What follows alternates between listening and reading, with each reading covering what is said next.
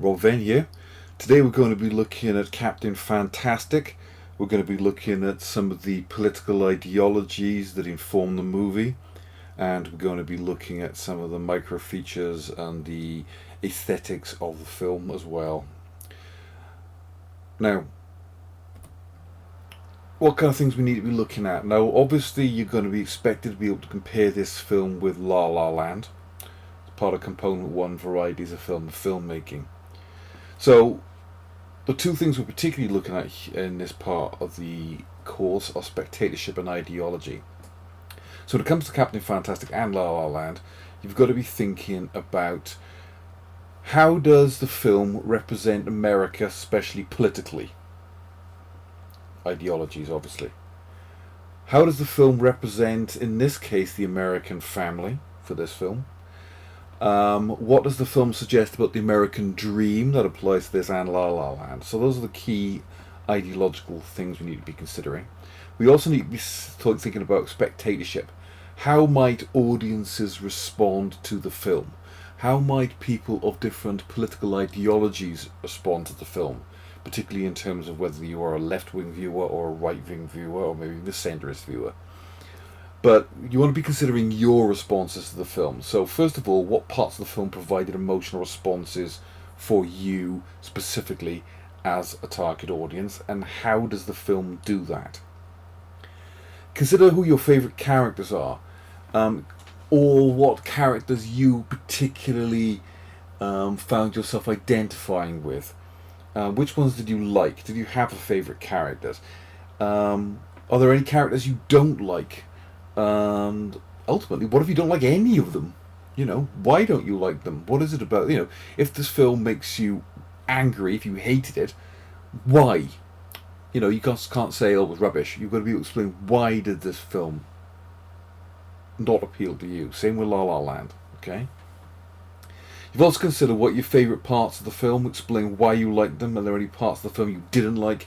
You've got to be able to explain specifically why you did not like them. Okay, maybe it's because it counters your particular beliefs, whether it be religious or political. Maybe you didn't like the performances, or you didn't, or maybe you thought it was too showy and it used too many flashy techniques. Whatever, but you've got to be able to explain exactly why. Okay. Now, the first thing you've got to understand as part of this film is its political ideologies. Okay? You've got to understand the political compass. You've got to understand how this film reflects modern America.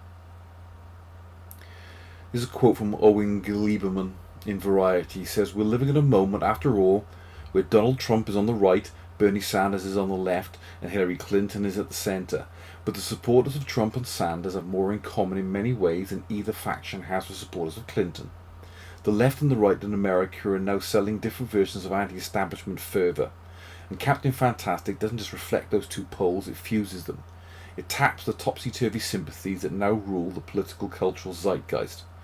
Ben and Jack both represent different ideological viewpoints, but in some ways both dislike the perception that, as Ben says, the powerful control the lives of the powerless."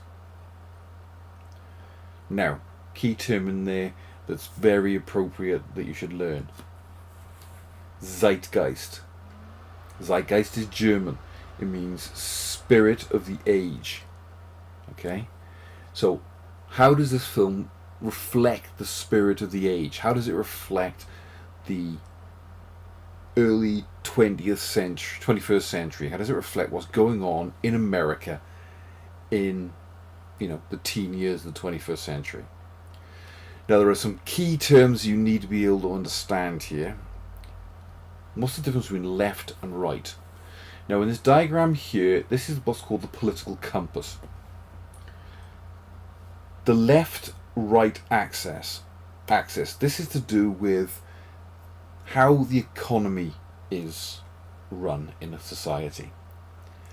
On the extreme left, we've got communism, Marxism,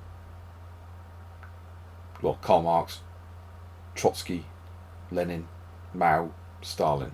Okay, these are communist societies, societies where individual ownership is not allowed. You don't own any personal possessions. In particular, it's about the way in which the means of production, the factories, the farms, are all owned by the state. They're not businesses run by, individual owners or board of directors or the public. They're owned by the government. Everybody is a worker. There's supposedly no upper class, no middle class, and no working class. If you look what Marx called this, he called the working class the proletariat, the middle class the bourgeoisie, and the ruling class the ruling class. There were also the peasants, the serfs, which he called the lumpen proletariat, which is the very bottom layer. But communism is all about taking the means of production away from the middle class, from the bourgeoisie, and giving it to the workers, giving it to the proletariat. The idea is to produce a fairer society. Now, it's never worked on any large-scale practical way, but the idea is about getting rid of inequality and making everybody equal, for good or ill, depending which way you look at it.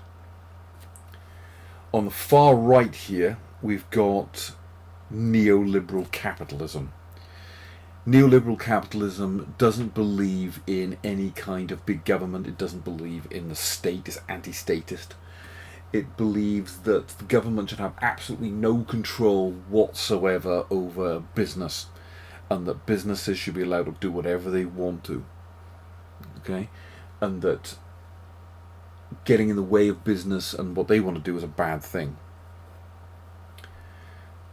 That is what's traditionally seen as the left and right wing binary opposites. We've also got another kind of left and right wing. If we rotate this 90 degrees to the right, authoritarianism would be over here, libertarian would be over the left if we rotated it. But an authoritarian government is where the government has complete and total control over the populace. It's a dictatorship. It's a totalitarian state.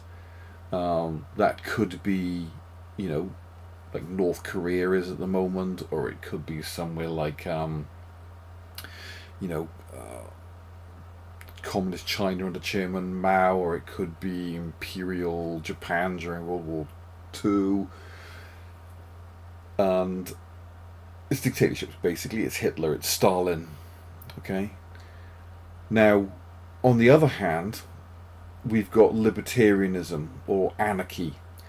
This is where the government has absolutely no control. There is no government. There's no government control over people. People can do whatever. They have complete freedom to do whatever they want to. And if we look at this maps out this grid, maps out where key political figures through history would go. So as you can see, the worst of the worst, General Pinochet of what's Pinochet the leader of? Chile. As evil as people get, completely authoritarian and completely completely neoliberal. Even Hitler wasn't that bad. There's the entire, slaughtering 7 million Jews and gypsies and homosexuals and all that kind of stuff, but Trump is about here. Very right wing, but not as right wing as Reagan would have been. I'm not entirely sure I completely agree with that, but there you go. Obama, much more centrist, much more liberal down here. Bernie Sanders, who was one of the main contenders for the American elections last time round, was down here. He's very left wing in terms of economy, but not necessarily that libertarian. Whereas, if you looked at someone like where is what's her face? Clinton. I know Clinton's more towards the centre anyway, down here a bit somewhere. I think she'd be on there, wouldn't you? She's not. Anyway, Hillary Clinton would have been much more centrist, maybe more along here somewhere. Um, Key person in this film, of course, is Noam Chomsky. The character celebrating Noam Chomsky Day. He's what would be called, I believe, an anarcho-syndicalist. Very, very, very left wing. But left wings is almost as left wing as possible to get. All right, believes in completely anti-capitalist, completely libertarian. Like believes people should be allowed to do whatever they want. So what we're looking at here is a film that is very much critiquing American society. One of the film's taglines is Americans are over-medicated and undereducated. When the children enter mainstream society, they comment on the obesity of those around them. Everyone is so fat, they say. Are they sick? The film's basically saying American society is sick. It's diseased, it's ill, and it needs to improve itself. There's a very much an anti-authoritarian message throughout this film, including the scene where the children pretend to be a Christian cult to disconcert the police officer.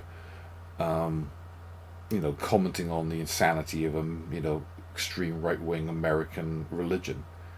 Recurring quote in the film is "Power to the people, stick it to the man." This is very, very left-wing kind of ideology. Christians are very much mocked. It's very anti-religious, which in a society where 83% of Americans identify as Christians in 2018, that is pretty radical position to be taking. But then in comparison, only 42% of Britons claim to be Christian, and that number is falling rapidly, especially among young people. So very different society. So think about, you've got to remember how religious America is and how much more right wing than they are in our society. Although at the moment that seems to be changing with Brexit. To put this in perspective, this is what our political map looks like based on the last election. For the first time in a long time, with Jeremy Corbyn as the leader of the Labour Party, it has become really quite left wing. I mean, the Labour Party would have been up here somewhere under someone like Tony Blair, or Gordon Brown, who was the last Labour Prime Minister, and it swung really far to the left, back to where it was when I was a kid. Whereas the Conservatives have swung further to the right because UKIP and the Democratic Ulster Party, you've formed sort of like a coalition, really, I guess, with the Conservative Party, are dragging the Conservative Party to the right.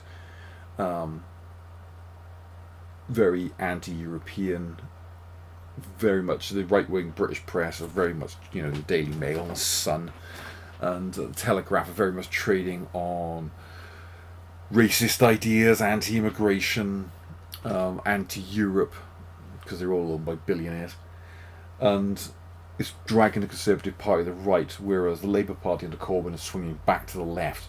As you can see, the Green Party, Plaid Cymru, which is the Welsh Nationalist Party, the Scottish National Party, Scottish Socialist Party, are all very much more left-wing.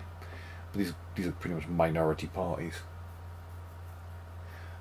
If you are wondering where you would fall in the political spectrum, I would highly recommend just going to thepoliticalcompass.org, I think it is, .org.uk, I can't remember. Just type in Political Compass into Google, and there's a test you can take. It's got about 40 questions. It'll probably take you about half an hour. Go through the multiple choice questions, and at the end of it, it will tell you where you come on this grid. Of course, that depends on you being able to understand the questions. If you want help, if you want me to go through it with you and explain what the questions are, I'm more than happy to do that. If you would, or you can get somebody else to do it, whatever. But I would highly recommend you do it, because at your age, you are now becoming, very soon, if not already, you will be able to vote. And at this time, it is vital More than any other time in my life, I would argue it's vital that people go out and vote. Okay? So, find out where you are on this grid, get out there, cast your votes when you're able to. But if you're going to cast that vote, which remember is not just a right, but I would say it's a duty as a citizen, it is your duty to vote. Even if you spoil your ballot, you need to do it. But go out there and vote. Anyway, a little rant over. Politically wise, in this film, Noam Chomsky is one of the main sort of like touchstones of this film. Noam Chomsky is an American linguist, philosopher, cognitive scientist, historian, and political activist. Very much a Renaissance man. Practically a household name. Extremely famous. He's a major figure in analytic philosophy and one of the founders of the field of cognitive science. Hugely important theorist. He holds a joint appointment as Institute Professor Emeritus at Massachusetts Institute of Technology, MIT, which is one of the world's most prestigious universities. He's a laureate professor at the University of Arizona. He's written over 100 books on topics as diverse as linguistics, war, politics, and the mass media. And as I said, he is an anarcho-syndicalist or a libertarian socialist. Very, very, very left-wing, and he's something of a left-wing hero. So he is worshipped almost like a god by the family in this film.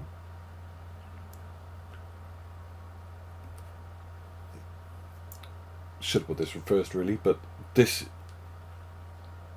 are all the characters in the film. Okay? Obviously, Ben Cash, their surname is, interestingly, in a film about, politics and money, Cash is a very loaded name to give them. Ben, played by Viggo Mortensen. Bodovan, played by George McKay. We've got Raelian by Nicholas Hamilton. We've got Nye by Charlie Shotwell. We got Zarja by Shree Crooks, who is a girl, apparently. Hard to tell. We've got Kyla by Samantha Isla and Vespa by Annalise Basso. One thing you can say about this film is that whilst the director said he wanted to write strong female characters, to be fair, they are pretty much sidelined in this movie, and they don't get anywhere, the girls, they don't get anywhere near as much of a narrative arc as the male characters. This is really a film about Ben and Bodovan. It's about fathers and sons more than anything else. So if you want to have a feminist critique of the film, you could say it isn't as good a representation of women as it could be. Not the poor bad representations of women, it's just they don't get much to do. Let's think about its visual style. This is a visually stunning film. It makes great use of establishing shots to establish locations, especially the wilderness. So this aerial tracking shot from the beginning of the film really is idyllic. It's, look at this lens flare down here as the sun picks up the camera.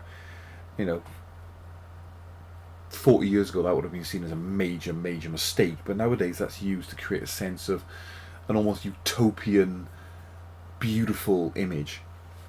So it's showing the wilderness as being like this virginal, untamed, untouched, unsullied, perfect, sort of like Mother Earth utopia.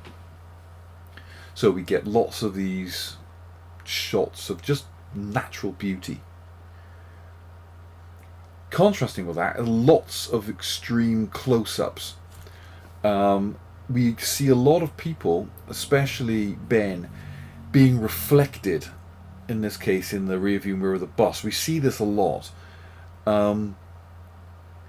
We got the idea that through reflections, it's sort of like saying that, it's sort of like he's having to study his own face. He's having to look at himself. And when it's about introspection. All right, it's about that contrast between the vastness of the world and the intimacy of the self, and where your place in this world. Um, Again, costume quite important. They look at the individuality of their dress. It's all handmade. It's all personal. They're allowed to dress how they want. With this creepy Russian gas mask. Um, but it's all very retro. It's all very 1970s. It's got that kind of 1970s hippie flower power thing going on. So that contrasts heavily with the modernity and the somberness of the church, despite its really bright, colourful doors. Here we got Viggo Mortensen wearing a Jesse Jackson t-shirt. Jesse Jackson ran for president in 1988 against, I believe, Ronald Reagan. Ronald Reagan was a very right-wing, very conservative politician. Jesse Jackson was black, a preacher, and sort of like a disciple of Martin Luther King, very liberal, and he was a Democratic Party candidate in 1984 and 1988. And this is Viggo Mortensen's own T-shirt. He had campaigned for Jesse Jackson at that time, and it's suggesting, that Viggo Mortensen politically very much, not as extreme as Ben, but he aligns with that kind of political structure. So if we look at the binary opposites in this between Ben and Jack, who is his father-in-law, Ben is liberal, he's socialist, probably anarcho-syndicalist like Chomsky, very anti-authoritarian and atheist. Jack, who's Ben's father-in-law, is an ex-Navy pilot. You can see this model here of a P-3 Orion. He's got his Navy hat there, he's got a photograph of himself in uniform, he's got his medals. Obviously in that case, very much a patriot, very much a, he served his country, he's politically conservative, he's wealthy, he's got a massive house, he's fairly authoritarian, and he's a Christian. But this film is surprising in that it doesn't really take sides. Neither of these men is perfect. Neither of them is a hero, neither is a villain. It would be easy for this film to treat Jack as this villainous character, but he's not. He's a loving, caring grandfather. He loves his kids. We see him playing with the kids in the garden, and he's a good man, but he's the binary opposite of Ben. Ben is also in many ways a good man, but in many ways not necessarily a very good father. Again, reflections, mirrors. Bodovan, Ben. As we can see in this case, Ben's beard, makes him look a little bit messianic, like a messiah figure. He's sort of like got a Jesus look to him. It also represents this kind of like man of nature. He's like unwashed, untamed. It's sort of like, his long hair and beard make him look like he's something wild about him. He's like a wild man. So when he shaves his beard off at the end of the film, it's sort of like him trying to integrate more into normal society. It's kind of like, there's also a symbol of masculinity, a beard, isn't it? It's like maleness. Maybe this is him shaving that off and trying to get more in touch with his feminine side. Keeps the long hair. On the other hand, Bodovan, who's got very long hair, shaves his hair off into this very 1950s conservative crew cut. Again, that's he's got this very long hair here. It gives him a quite androgynous look. Androgyny being the having both male and female characteristics. By shaving that off, it makes him look much more masculine, much more boyish, much more grown up, you might argue. It's part of him becoming more masculine. He's becoming a man, because it's a coming of age story for both of them. Again, this is a nice shot which shows Aurelian's isolation. Look at how everything is dark and he's just in this pool of light. You know, it reflects his alienation against all of the other members of his family and about society in general. So the darkness is significant here. The shot, of course, in the supermarket. The supermarket is representative of American consumer capitalism, where everything is for sale. The fact that they're shoplifting is a deliberate rejection of that capitalist ideology. Notice how bright and harsh the lighting is in the sequence compared to the sequences in the wilderness, which have got a kind of golden glow about them. But it's interesting here, it says fresh farm.